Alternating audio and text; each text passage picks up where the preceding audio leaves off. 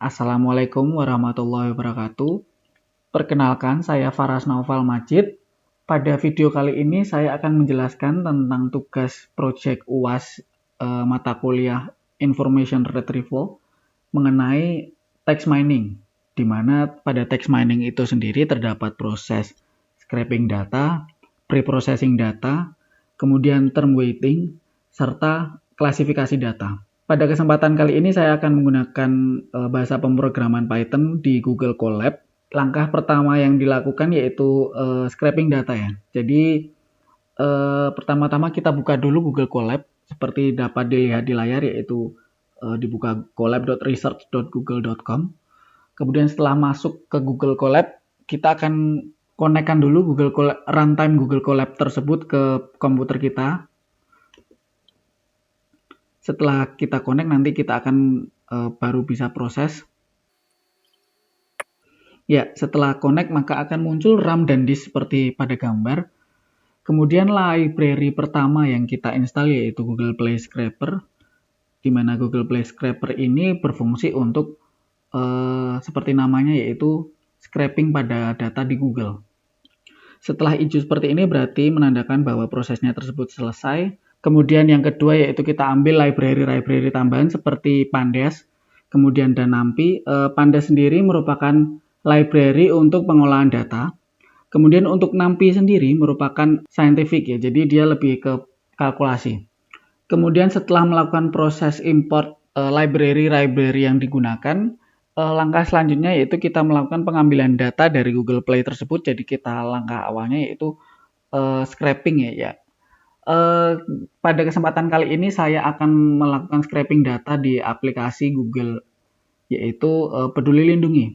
Untuk ID dari Peduli Lindungi sendiri bisa dilihat seperti pada layar di URL yang belakang sendiri. Jadi kode dari Peduli Lindungi yaitu com.telkom.tracencare. Sudah saya isi. Kemudian language saya isi ID yaitu Indonesia. Jadi pengambilan data disesuaikan dengan ulasan yang berbahasa Indonesia. Kemudian untuk country juga diisi ID. Pengambilan data disesuaikan dengan user yang melakukan ulasan yang berasal dari Indonesia.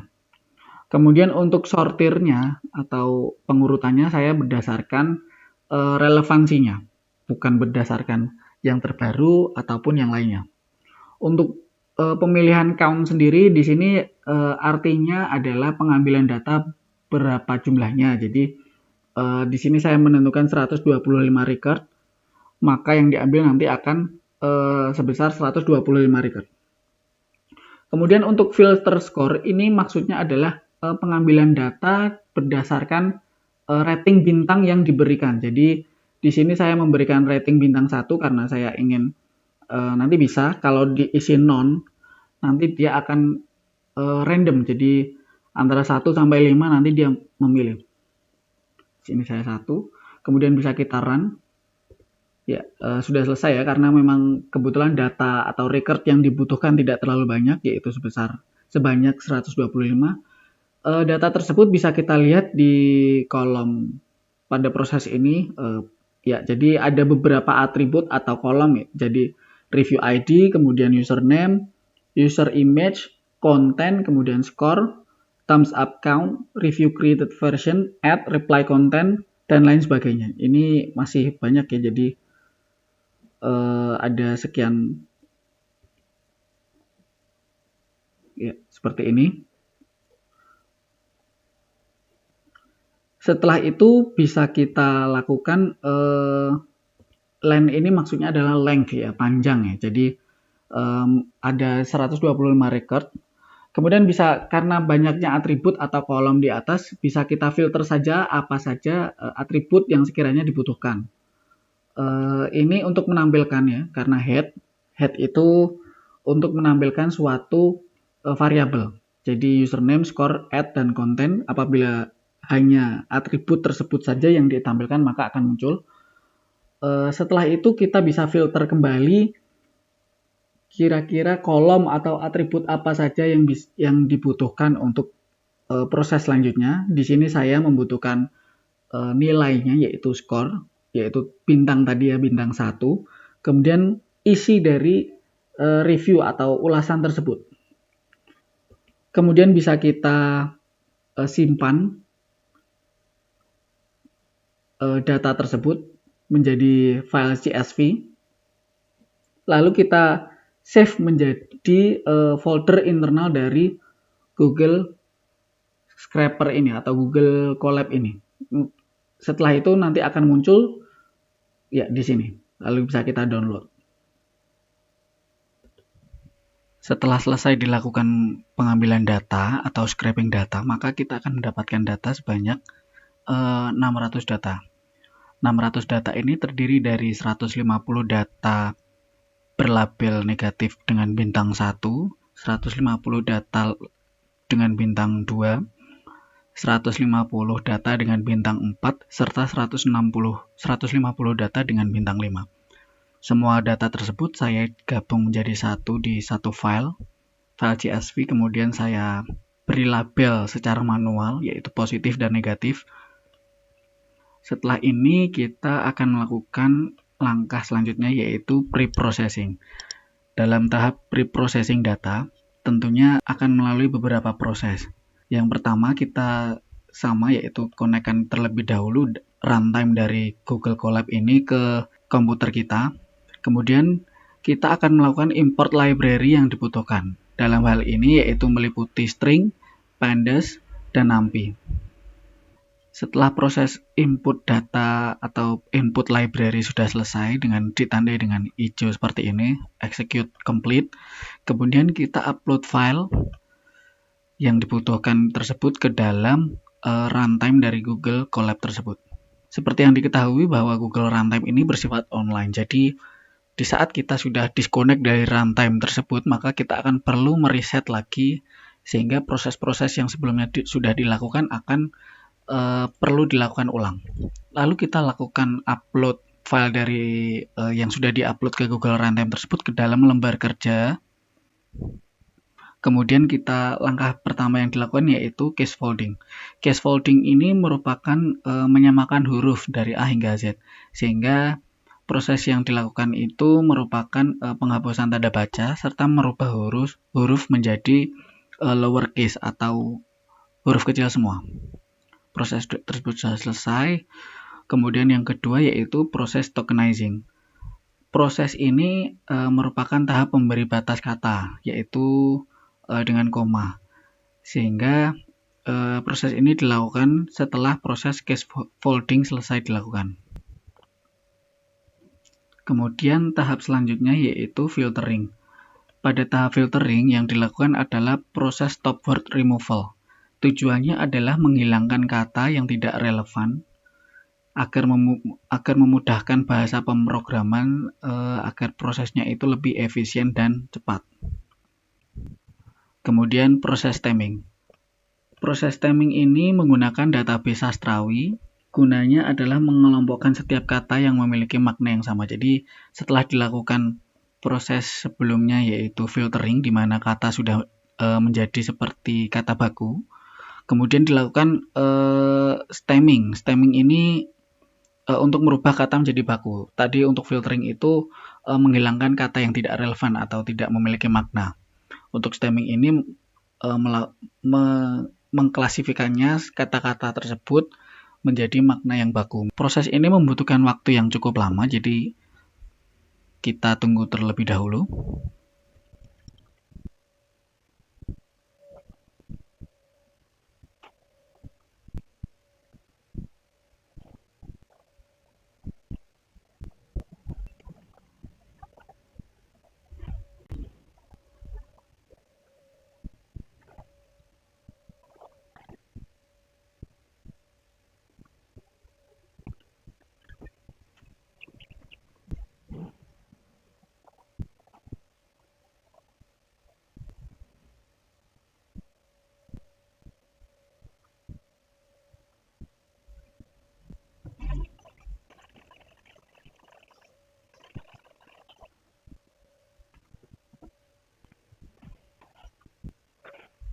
Baik, setelah proses stemming selesai, maka kita akan mendapatkan beberapa kata yang sudah menjadi kata benda kata atau kata baku. Setelah proses timing selesai ini, kita bisa lakukan atau pertama-tama kita lihat terlebih dahulu kata apa yang sering muncul. Bisa kita run. Untuk melihat kata-kata yang sering muncul di sini, saya menggunakan library word cloud dengan library juga dari Matplotlib. Untuk Matplotlib sendiri ini merupakan untuk visualisasi data ya. Seperti yang dilihat, kata yang sering muncul yang pertama yaitu sertifikat, vaksin, aplikasi, buka, login, masuk, update, dan lain sebagainya. Setelah itu, setelah proses timing, kita bisa melakukan proses TF-IDF karena tadi kata-kata yang ada tersebut sudah dirubah menjadi kata baku. Proses TF-IDF ini menggabungkan dua metode ya. Yang pertama yaitu term frequency dan yang kedua yaitu inverse document. Setelah proses TF-IDF selesai, kita di sini akan melakukan langkah yang selanjutnya yaitu pemodelan data. Pada kesempatan kali ini saya akan melakukan pemodelan dengan dua metode. Yang pertama yaitu naive Bayes dan yang kedua yaitu support vector machine atau SVM. Sebelum dilakukan pemodelan, kita perlu lakukan pembagian data terlebih dahulu. Pada pembagian data kali ini saya menggunakan proporsi 25% data testing, kemudian 75% data training. Kenapa demikian? Karena data training ini harus lebih banyak supaya hasil atau tingkat akurasi dan nilai-nilai yang dihasilkan dari pemodelan tersebut lebih akurat. Karena ibarat kata seperti ini, semakin kita sering melakukan latihan mobil, katakanlah kursus mobil, semakin lancar kita untuk melakukan testing saat di jalan raya. Jadi harus lebih banyak latihan supaya kita bisa melakukan hal tersebut dengan akurat seperti itu. Kita lakukan splitting data di keyword untuk memisahkan antara 25% atau proporsi yang di sini test size, karena test data berarti kita memiliki data testing sebanyak 25%. Kalau ini kita rubah menjadi train, bisa saja jadi kita mempunyai data training sebanyak 25%. Kita kembalikan lagi ke test size, lalu kita run atau execute, ya sudah selesai. Kemudian untuk keyword ini hanya untuk melihat jumlah data yang ada, terdapat 2 dan dibagi menjadi 2.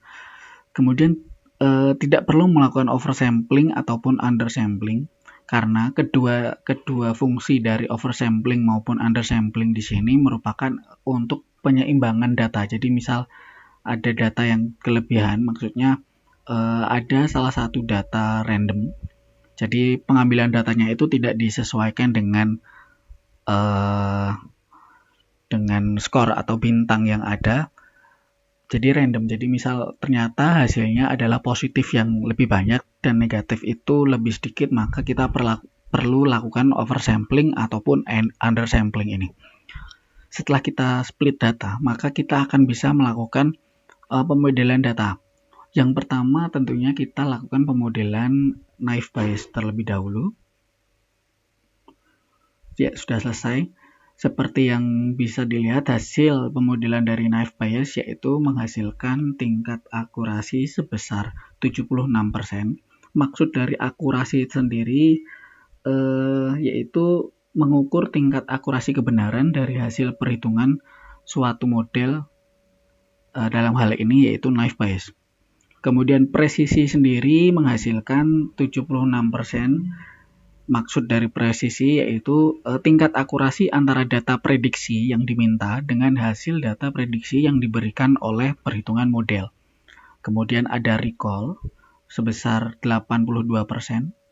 Recall sendiri merupakan tingkat keberhasilan suatu model dalam menemukan kembali informasi yang ada. Kemudian ada F1 score yaitu 79%.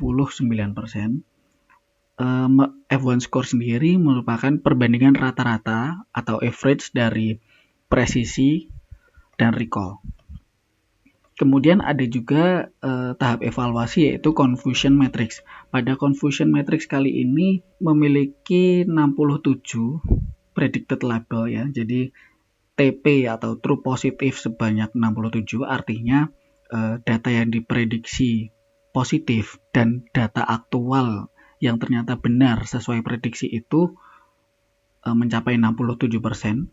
Kemudian true negatif maksudnya adalah data yang diprediksi negatif dan data yang keluar sesuai dengan prediksi negatif adalah 47 data.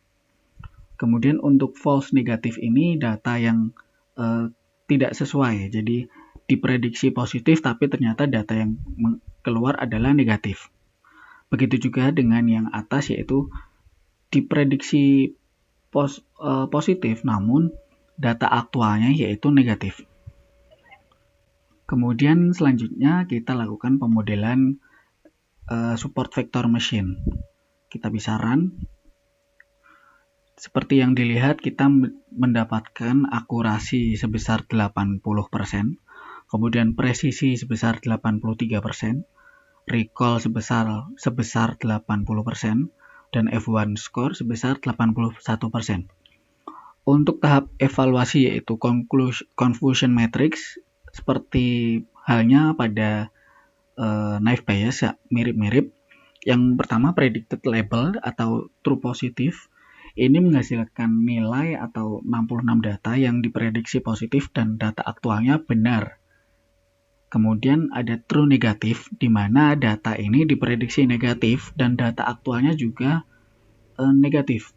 Itu sebesar 54 data. Kemudian untuk prediksi false negatif atau diprediksi salah namun ternyata aktualnya itu merupakan positif, aktualnya tidak sesuai yaitu 16 dan false positifnya yaitu 14. Dari hasil kedua pemodelan tersebut yaitu naive Bayes dan support vector machine atau SVM, maka bisa kita peroleh nilai atau bisa kita simpulkan bahwa secara umum perbandingan antara naive Bayes dan SVM sendiri lebih baik pemodelan dengan menggunakan SVM karena nilai akurasi, presisi, recall, dan F1 score-nya itu lebih besar daripada naive Bayes. Namun berarti SVM ini tidak memiliki kekurangan ya, karena memang setiap pemodelan itu memiliki kelemahan dan kelebihan masing-masing.